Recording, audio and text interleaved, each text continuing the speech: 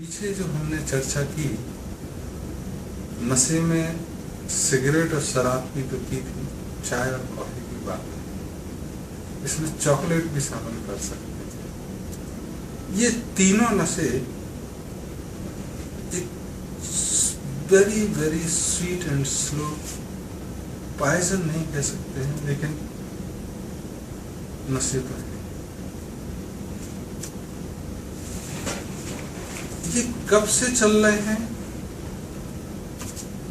इसके बारे में थोड़ी चर्चा जरूर। तो देखोगे कि चाय की जरूरत किसको है।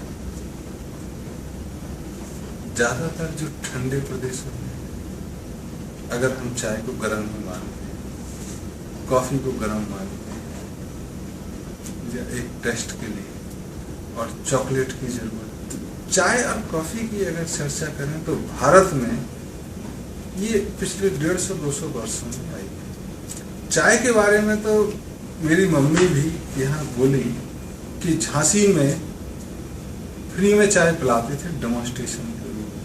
उसके पहले भी नानी मेरी बताई कि वो चाय पीने वाले को एक रसगुल्ला भी खिलाया जाता था, टेस्ट करो।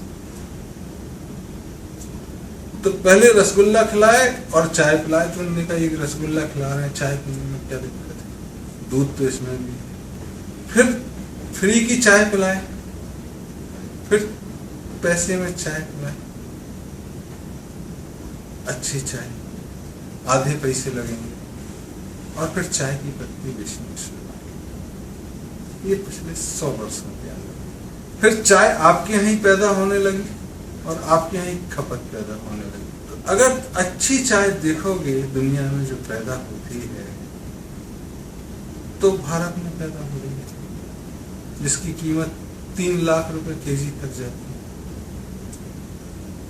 30,000 केजी या 3 लाख, थोड़ा डाउट है। तो वहां तक उसकी जाती है, और खपत दुनिया की चाय की सबसे ज्यादा इंडिया, और ये पिछले 100 वर्षों में। इसके परिणाम के बारे में बाद में चर्चा करेंगे, लेकिन इतना तो बताना पर्याप्त होगा कि 100 वर्ष पहले इस देश में चाय चलती नहीं थी। और चाय से नशा होता है, ये तो सबको पता है कि निकोटीन तो होते ही है चाय में। दूध, चाय की पत्ती, चीनी, 3 चीजें हैं। और भारत में आने के बाद इसमें एक नॉर्मल शिष्टाचार के रूप भी लिया कि तब पेश की। चाय और कॉफी आने से जो मेन नुकसान हुआ है वो ये हुआ कि दांतों की खराबी शुरू हुई, एसिडिटी हुई, भूख का थोड़ा कम होना शुरू हुआ, और शारीरिक, ये सब हुक्के से नहीं होता है, इतना शराब से भी नहीं होता है, ये नशा ज्यादा गहरे जाता है। और सबसे अच्छी बात तो यह है, या खराब बात तो है, कि इसको नशे के रूप में माना भी नहीं जाता। जबकि जितने डॉक्टर हैं, जितने परीक्षण हैं, वो इसको नशा तो मानते हैं। ये तो आप नेगेटिव कोई भी नहीं कर सकता। तो व्यक्तिगत रूप से जो नुकसान हुआ, उसके दूसरे लोगों को क्या फायदे हुए। तो जितनी दांतों की बीमारी हुई, जितने दांतों के डॉक्टरों की जरूरत, एसिडिटी और बाकी चीजें जो इससे दूसरे परिणाम आने थे वो हुई।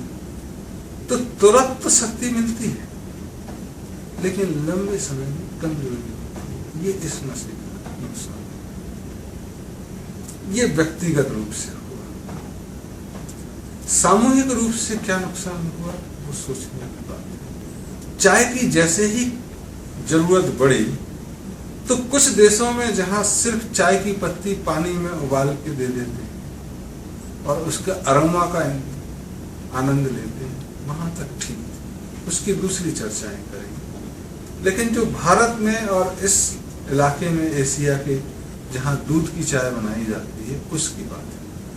चाय के बढ़ने से चीनी की खपत ज्यादा हो गई, चाय के बढ़ने से दूध की खपत ज्यादा हुई, चाय के बढ़ने से चाय पत्ती की खपत ज्यादा हुई, चाय के बढ़ने से बीच बीच में चौके में ईंधन की जरूरत भी बढ़ी।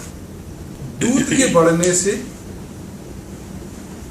गाय भैंसों पे अतिरिक्त वजन पड़ा, उतना उत्पादन था नहीं, तो इंजेक्शन लगा के, जैसे वो जब बच्चा देती है और वो दर्द हटाने के लिए जो इंजेक्शन दिया जाता है, वो इंजेक्शन पूरे देश में प्रचलन है, चाहे सरकार ने मना कर दिया हो, कुछ भी कर दिया। तो दूध का प्रचलन बढ़ा, चाहे अमूल कितना भी गुड़ गाले, लेकिन वो चल रहा है। तो दूध का उत्पादन बढ़ाने के लिए इंजेक्शन और बोझ तो बढ़ेगी। जनसंख्या के बढ़ने से गायों के जो खाने के मैदान थे, घास खाने के चारागाह थे, वो कम हुए। दूध की मांग ज्यादा हुई, चारागाह कम हुए। जो पहले एक आदमी पे 4-5 गायें 8 गायें थी, वो अब एक पे 3-4 2 ही बची। तो नकली दूध बनने की प्रक्रिया शुरू की। चाय में चीनी की जरूरत है, तो चीनी के दाम बढ़े, और चीनी एक अंतर्राष्ट्रीय व्यापार में मुख्य चीनी हो गई। खेतों में वैरायटी की बजाय गन्ना उगाना ज्यादा महत्वपूर्ण हो गया, चुकंदर उगाना ज्यादा महत्वपूर्ण। तो जो एक बायोडायवर्सिटी थी, विविधता थी खेतों में, वो खत्म हो गई। तीसरा जो सबसे महत्वपूर्ण नुकसान हुआ है चाय के और कॉफी के बढ़ने से, कि चाय और कॉफी एक कंटिन्यूअस वाटर फ्लो में लगाई जाती है, जो पहाड़ों में नहीं हो सकता, जो मैदानी इलाके में नहीं हो सकता। मैदानी इलाके में गन्ना लगा, गायों को दिक्कत हुई, भैंसों को दिक्कत हुई, और पहाड़ी इलाके में आपने चाय बागान बनाए। चाय बागान कैसे बनेंगे जब तक पेड़ नहीं काटे जाते? तो बागान बनाने के लिए पहाड़ी इलाके में सारे के सारे पेड़ काट के चाय, और वो भारत में बहुत सारे अंग्रेजों के थे, अब तथाकथित टाटा के हैं, ये ऐसे ही बहुत सारी कंपनियां, सब पहाड़ों पे लगे। पेड़ कटने से जो एक तेज हवा का सीधा सीधा रोग था, वो खत्म हुआ। पेड़ हटने से जो एक प्राकृतिक वाटर हार्वेस्टिंग की प्रक्रिया थी, वो खत्म हुई। पेड़ कटने से बारिश में मिट्टी के क्षरण को रोकने की और पानी को सोखने की जो स्वाभाविक ताकत थी, वो खत्म हुई। जो नदियां गहरी थी, वो धीरे धीरे मिट्टी के और रेत के जमावड़े से उथली हो गई। तो थोड़ा पानी बरसता और बाढ़ नजर आती है, और बाढ़ राहत कार्य शुरू हो जाती है। पिछले 2-3 वर्षों में अच्छी खासी बाढ़ आई है भारत में, चाहे वो उत्तराखंड में हो, असम मेघालय में हो, या कश्मीर में अभी फिलहाल, ये सब उसका नतीजा है। बाढ़ आने से जो नुकसान हुआ वो एक चीज है, लेकिन नदियां जो उथली हो गई हैं, गहरी नहीं रही, उसमें पानी का जमाव है नहीं, तो जैसे ही जनवरी का मौसम आता है, सूखे की शुरुआत हो जाती है। पहाड़ों में पानी सूखने की ताकत खत्म हो गई, तो जमीनी जल स्तर कम हो गया, पानी की दिक्कत से। और गर्मियों में जब हवा चलेगी तो वो मिट्टियों को काट के ले जाएगी। ये एक सीधे सीधे, और जो छोटे छोटे इसके नुकसान हैं कि वो माफिया ग्रोह खनन कर रहा है, रेत का पैसा नहीं दे रहा, ये बेवकूफी के प्रश्न है जो उस पर सरकार उलझी, बहुत छोटे से प्रश्न। तो बड़े प्रश्न जो कॉफी और चाय के ज्यादा चलन से हुआ, वो ये हुआ कि आपकी की पूरी जो अर्थव्यवस्था है चाय के इर्द गिर्द घूमकर खत्म हो। जो आपका कृषि वैविध्य था वो खत्म हुआ, जो पहाड़ों की सुंदरता और जो उसकी ताकत थी वो खत्म हुई। सारा पैसा जो आप कमा रहे हैं वो बाढ़ और सूखाग्रस्त में जा रहा है। आदमी की एसिडिटी और दूसरी ताकत, और ये पिछले 150 वर्षों में हमने कर दिया।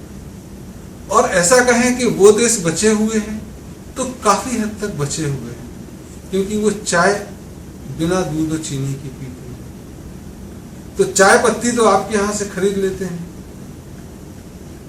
और दूध और चीनी पे जोर नहीं है, तो बचे हुए। तो आज अगर हमको उस नशे के बारे में सोचना है और सारे विश्व को सोचना पड़ेगा, क्योंकि अगर भारत में हिमालय सूखा, हिमालय की बर्फ की परत कम हुई और समुद्र में ज्यादा पानी बह के गया तो सिर्फ मुंबई नहीं डूबेगा, न्यूयॉर्क भी डूबेगा, लंदन में भी बाढ़ आएगी और एक ग्लोबल क्लाइमेटिक चेंज इससे होता है। बहुत अजीब चीज लगेगी कि चाय और कॉफी से हम इतनी बात कर रहे हैं। इसमें चॉकलेट भी उसी किस्म का है जिसमें बच्चे और लड़कियों का खास करके स्वास्थ्य खराब होता है। और प्रचार हम चाय कॉफी का कर लेते हैं, सिगरेट का नहीं करते हैं, शराब का नहीं करते हैं, छिपके करते हैं। तो हमको अगर सोचें कि सरकार इसमें कर सकती है तो भारत में सरकार जब बनती है तो इस बात पर निर्भर करती है कि चाय वालों ने किसको पैसा दिया, तो चाय के दाम रेट बढ़ जाते हैं। अमेरिका में चुनाव होते हैं तो पेप्सी प्रेसिडेंट है या कोक प्रेसिडेंट है ये डिसाइड होता है। इंडिया में होता है कि किसकी चाय का पैसे से सरकार बनी। इस मायाजाल से हमको निकलना होगा और फिर हम कहेंगे कि इसमें अगर कोई भूमिका निभा सकता है तो समाज, और समाज की आस्था के केंद्र जो तोड़ दिए गए हैं। तो पिछले 100 वर्षों में आस्था के केंद्र डिफेक्ट हुए हैं। आप सिर्फ मंदिर मस्जिद कर्मकांड के या भीख मांगने के केंद्र हो गए। अगर जागरूक लोग हैं तो सरकार से ये मदद या आशा की गुहार लगाना या उससे उम्मीद रखना बंद करना होगा। अपने को ताकतवर करके, अपने आस्था केंद्रों को मजबूत करके और स्वयं से परिवर्तन लाने की ओर अग्रसर होना होगा। तब शायद सरकार और सरकारें दुनिया की इस बारे में चेतेंगी, और चेताने की भी जरूरत नहीं। जब समाज ही बदल जाएगा तो सरकार का कोई लेन देन नहीं है इसमें। नशा तो सरकार का नहीं है। नशा की हालत में कहीं दूसरी जगह का पैसा आपको दे सकता है। ये आपका पैसा आपदा में, बाढ़ में, कश्मीर में या मेघालय या वहां खर्च कर सकता है। स्रोत तो वही है, ताकत वही है। तो इतना सा अंतर पड़ेगा। नशे के बारे में और जितनी भी हमने चर्चा की, एक और जो हाई एंड ड्रग ट्रैफिकिंग है जिसमें हेरोइन, LSD, स्मैक ये है, इसमें बहुत सारे माफिया लोगों का जमावड़ा है और पीने वाले भी इसको रईस लोग हैं। गरीब लोग इसका ट्रैफिक करते हैं और रईस लोग इसको। इस बारे में एक बहुत बड़ी चर्चा की जरूरत है क्योंकि ये एक राष्ट्र नहीं, बहुराष्ट्रीय व्यापार है। कई माफिया के लोग 5-5 लाख लोग उसके एम्प्लॉय हैं जो बहुत सारे देशों से चीजें कैसे ले जाते हैं। ये आप हमको सोच के भी ताज्जुब होगा कि अफगानिस्तान की अफीम पूरे लैटिन अमेरिका, पूरे अमेरिका, पूरे यूरोप और अफ्रीका में कैसे चलेगी, जबकि व्यापार तो प्रतिबंधित है। तो जाहिर है इसमें बहुत सारी सरकारें शामिल होंगी। तो उस मुद्दे को अगर समाज सुलझाएगा तो तरीका एक है कि आप अपने बच्चों को ध्यान दें, बच्चों पे ध्यान दें कि वो पिए, उनका भविष्य ठीक रहे। तो बच्चों को खुला ना छोड़े समाज अपने, और सब बच्चे ठीक रहेंगे तो पीने वाले अपने आप खत्म हो जाएंगे। तीसरा जो छोटा मोटा नशे का चीज है, अगर वो स्वतंत्र रहेगा तो शायद रिफाइनमेंट की इतनी जरूरत नहीं रहेगी। रिफाइनमेंट चीजों का तब आता है जब किस क्षेत्र में कंटेनमेंट हो या उसकी कीमत कम हो गई हो। और जब रिफाइनमेंट आता है तो चीजें कई बार एक रॉ फोर्स से, एक बिल्कुल रॉ जो चीजें हैं उससे खत्म की जा सकती है। तो ऐसा हम सोच सकते हैं कि जो छोटी छोटी चीजें हैं, जैसे तंबाकू का उत्पादन आप फ्री कर दें, लोग अपनी बीड़ी सिगरेट बना सकते हैं, शाम को गुटखा पी सकते हैं, गांजा भी आप फ्री कर सकते हैं, शराब अंग्रेजी और वो टैक्स से, नेट से फ्री हो। जो नॉर्मल टैक्स लगता है देशों में 8%, 16%, वहीं तक सिगरेट पे टैक्स की जरूरत नहीं। चाय के प्रमोशन नहीं, चाय के डिमोशन की जरूरत है। और चाय में जो योग के और भारतीय दूसरी चीज लाए कि हर्बल चाय, वो चाय का प्रचार ही करते रहे, वो चल नहीं सके। इसलिए चाय की जरूरत है या नहीं, इस पे चर्चा और इसके लिए आगे कदम कि आप गर्म पानी पिलाएं, उसमें कुछ अच्छी चीजें डाल के पिलाएं, या जीवनचर्या ठीक होगी तो वो अपनी आप आवश्यकता कम होगी।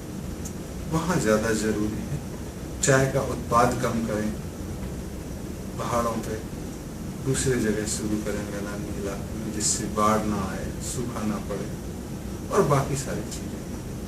तो ये एक बहुत महत्वपूर्ण चीज है जो हम सबको करनी है, और हम चाहेंगे कि हम सब प्रयास करें कि शुरुआत कहीं ना कहीं से हो। तब तक ऐसा नहीं है कि आपको चाय की आदत लग गई तो आप आज ही से छोड़ दो, चाय बीमार हो जाए। आप धीरे धीरे कम कर सकते हैं, हम भी धीरे धीरे कम कर सकते हैं, और एक जो सामूहिक कदम चलेगा तो शायद हम चीजें जल्दी कर पाएंगे।